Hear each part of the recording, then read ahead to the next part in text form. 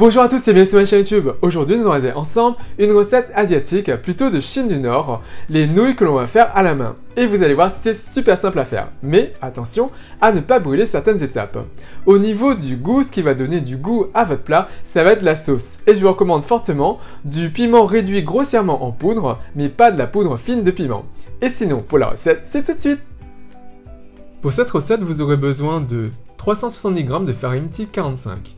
190 ml d'eau, un quart de cuillère à café de sel. Vous aurez également besoin de mini pak choi, une cuillère à soupe de sauce de soja, 2 tiges de ciboulette asiatique, une demi-cuillère à soupe de piment en poudre, une cuillère à soupe d'ail frit, une cuillère à soupe d'huile et d'un quart de cuillère à café de sel. Donc tout d'abord concernant nos mini pak choi, je les préalablement rincés, on coupe la base et on sépare les feuilles. Et voilà pour nos mini pak choi. Concernant la ciboulette asiatique, je l'ai également préalablement rincée. On coupe la base, on détaille en tronçons et on va juste émincer notre ciboulette. Et voilà le résultat. On va maintenant passer à la préparation de la pâte. Prenez un grand bol ou un saladier, on y dépose la farine, le sel et on va ajouter les 190 ml d'eau petit à petit. On commence à mélanger à l'aide de baguettes.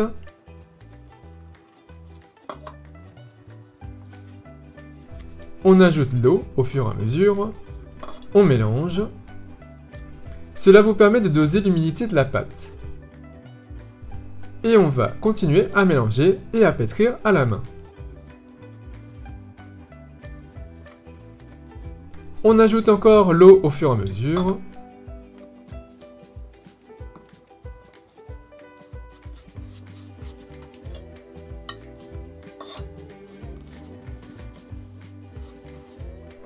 On pétrit maintenant notre pâte et on va malaxer la pâte et la pétrir. On va compter sur le gluten pour l'élasticité par la suite.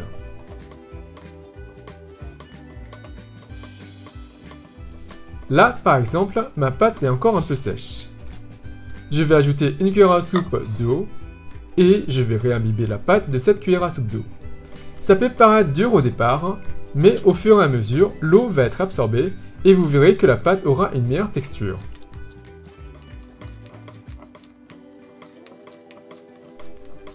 On forme une boule et on recouvre la pâte et on va laisser reposer pendant 45 minutes voire 1 heure. Vous pouvez tout à fait mettre un film plastique à la place du couvercle ou une assiette. Au bout de 45 minutes, on récupère la pâte et on commence à pétrir de nouveau. Elle est devenue très souple et la texture est très agréable et lisse. Donc, on la pétrit pendant 3 à 5 minutes. Puis, une fois ce temps écoulé, avec l'index et votre pouce, vous allez découper des boules de pâte de la taille d'une clémentine. On refaçonne notre petite boule de pâte et on va lui redonner une texture lisse. Vous voyez? Comme ceci. Donc, on recommence.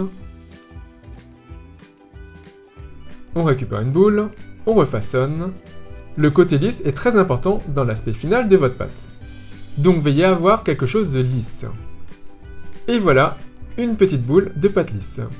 Au total, confectionnez 10 boules de pâte. Maintenant, on va utiliser un rouleau à pâtisserie. Prenez une boule de pâte et on va l'aplatir. On commence dans un sens, puis un peu de l'autre, puis, comme au début, n'étalez pas trop finement. Sinon, vous aurez du mal à la récupérer dans les prochaines étapes. Vous allez comprendre par la suite. Essayez donc d'avoir quelque chose d'environ 5 mm d'épaisseur. Maintenant, prenez un récipient ou une assiette et déposez-y un filet d'huile. On va passer la pâte dessus, de chaque côté, et mettre notre pâte de côté sur une assiette ou un plateau huilé par exemple. Si c'est la première fois que vous faites cette recette, déposez chaque pâte aplatie séparément les unes des autres, car le risque est que vos pâtes se collent entre elles par la suite et il vous sera impossible de les récupérer dans les prochaines étapes. Donc, pour les premières fois, séparez-les. Les fois suivantes, vous pouvez tout à fait les superposer si besoin. Une fois que cela est fait pour nos 10 pâtes, on va les recouvrir et les laisser reposer pendant 2 heures. Oui, c'est long, mais c'est nécessaire pour que la pâte soit suffisamment élastique pour l'utiliser. Merci au gluten. Ne brûlez donc pas ces étapes. Et voilà le résultat. Mettez une casserole d'eau à chauffer et mettez le feu à feu fort. On va porter l'eau à ébullition. Attention, il vous faut impérativement faire cette étape avant la suivante. Au bout de 2 heures, l'eau bout, on découvre nos pâtes et on va en récupérer une. Si vous les avez bien séparées, vous ne devriez pas avoir de problème pour la récupérer. Sinon, ça va être un peu plus compliqué. La pâte est très souple et élastique. On le dépose sur le plan de travail. On va maintenant déposer une baguette dessus pour y tracer un trait et marquer une fente ou une crevasse. On enlève la baguette et on récupère les extrémités de la pâte par le dessous et on va étirer la pâte et allonger la pâte.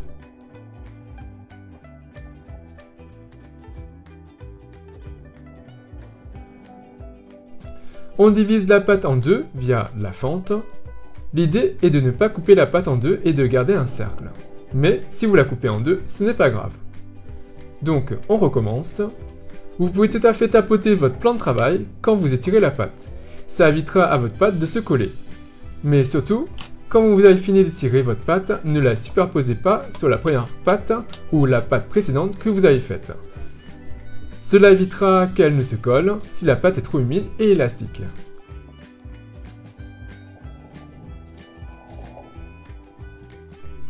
On dépose la pâte dans l'eau bouillante et on laisse cuire pendant 1 minute. Vous comprenez donc l'intérêt de préparer votre eau bouillante avant d'étirer votre pâte.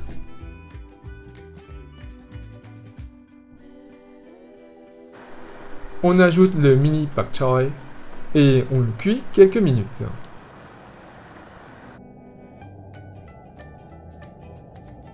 On retire la pâte au bout d'1 minute de cuisson.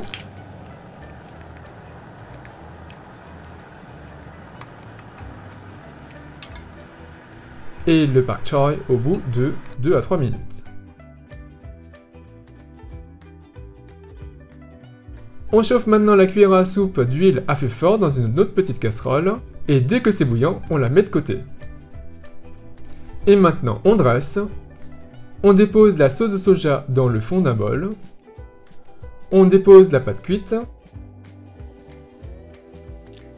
Je parsème d'ail frit. C'est meilleur mais c'est facultatif.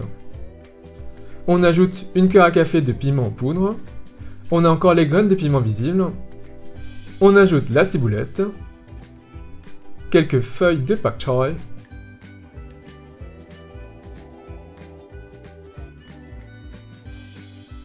Et maintenant, on déverse un peu d'huile bouillante. Ça sent trop bon. On mélange tout.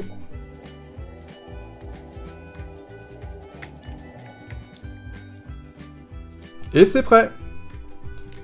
Et j'ai hâte de déguster. Et il ne me reste plus qu'à vous souhaiter une bonne dégustation. Donc voilà, j'espère que cette recette vous a plu. Elle est vraiment très simple à faire. Donc n'hésitez pas à réaliser cette recette et à rajouter d'autres ingrédients pour apporter un peu plus de texture à votre plat. Par exemple des jeunes pousses de maïs ou un peu plus de couleur avec par exemple des carottes et sinon avec de la viande ou de tofu. Et bien sûr, si vous réalisez cette recette, n'hésitez pas à me laisser un commentaire juste en dessous, à me dire ce que vous avez pensé. Et comme d'habitude, si vous avez apprécié cette recette, si vous avez apprécié cette vidéo, n'hésitez pas à faire un big thumbs up, à liker la vidéo, à la partager autour de vous, à vous abonner à ma chaîne YouTube, à me suivre sur les comptes Twitter, Instagram et Facebook. Et moi je vous dis à très bientôt. Bye!